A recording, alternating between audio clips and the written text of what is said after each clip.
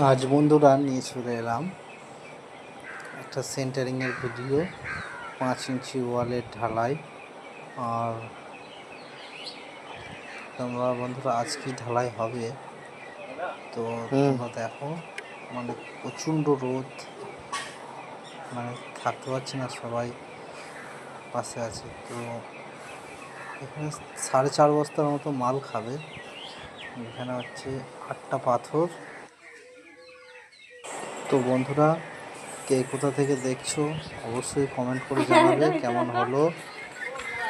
আর তোমরা দেখো 5 ইঞ্চি বাঁধনি সেন্টারিং হয়েছে।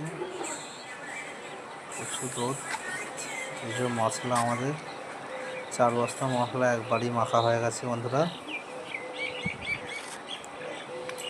আর রাজমিস্ত্রি ভাইরা তোমরা যদি দেখো অবশ্যই